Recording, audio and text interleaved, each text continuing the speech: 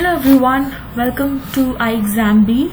Please subscribe to the channel and press the bell icon so that you do not miss any updates from us. This is Aditi, Economics faculty at iExamB, and today I will discuss the market structure topic with you all, and we will also look at the previous year questions related to this particular topic that came in the SEBI exam and the PFRDA examination. So this topic is common to both these examinations. If you have been preparing for the SEBI examination, you may also write the PFRDA examination. I would like to tell you that we are running a flat 57% off on all the online courses. The Big B days are live and the dates are from 13th to 16th September. So today is the last day to avail this particular offer.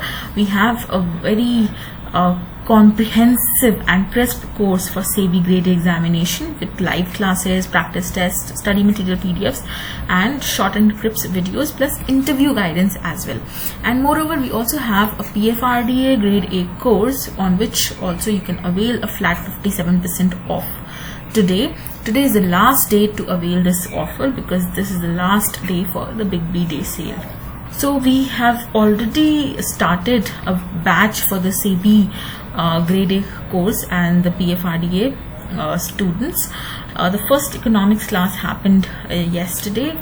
You haven't missed much. You can quickly enroll and start your preparation. We will do a comparative analysis of this particular topic, and then we will see what kind of questions have been asked in the examination from this topic. This kind of tabular format will help you in remembering all these features of different market structures. So broadly, markets are categorized into perfect competition, monopolistic competition, oligopoly and monopoly.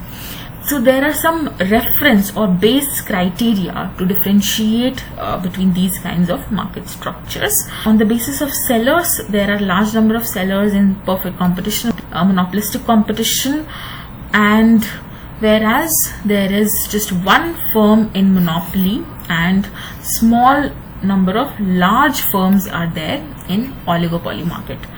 So oligopoly is that market structure where there are few sellers in the market and monopoly has just one seller, and these have large number of sellers. There are large number of buyers in all the market structures: perfect competition, monopolistic competition, oligopoly as well as monopoly.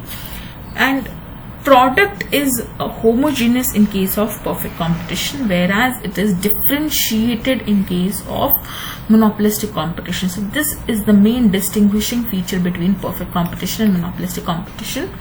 But the products have close substitutes here, whereas in oligopoly there are either homogeneous product or differentiated product. So depending upon what kind of product is there in the market, oligopoly market could either be pure or impure oligopoly. Whereas in case of monopoly market structure, there are absolutely no close substitutes available of the product.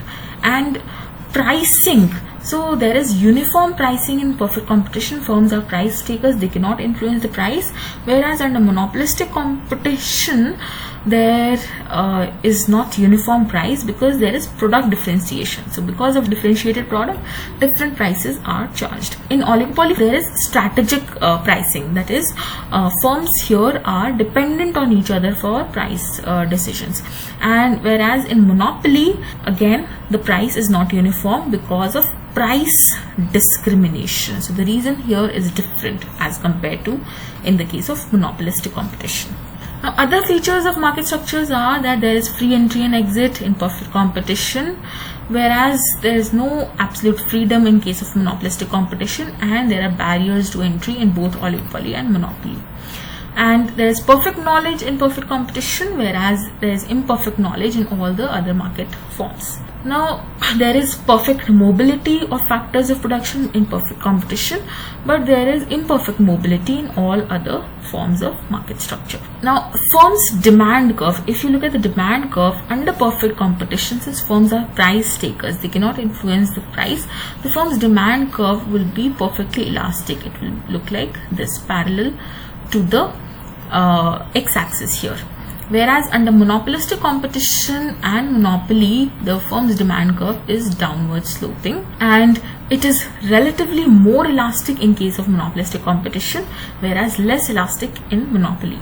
Whereas it's difficult to determine demand curve under oligopoly market structure because it is not possible to predict the changes in price in this form of market structure. The slope of the demand curve, it's a horizontal straight line. In perfect competition, average revenue and marginal revenue are equal because firms are price takers, whereas under monopolistic competition and monopoly, it is negatively sloped, and monopolistic competition has higher elasticity, that is average revenue is greater than marginal revenue, and in monopoly there is less elasticity because there are no closed substitutes available. That's the reason why there is low elasticity, and again average revenue is still greater than the marginal revenue here. There are no selling costs required under perfect competition and monopoly, whereas there are selling costs involved under monopolistic competition and oligopoly. So there is absolutely no control over price under perfect competition. However, there is partial control over pricing decisions in monopolistic competition and oligopoly, and monopoly has full control over the price because it is the only seller in the market.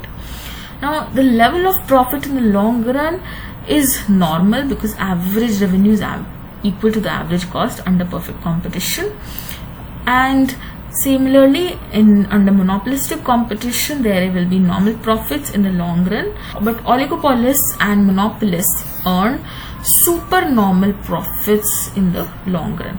So these are the key features of all the four market structures, comparison between all these four market structures. Now let's look at the kind of questions that have come in the examination from this topic. So the first question is that which of the following is not correct with regard to oligopoly.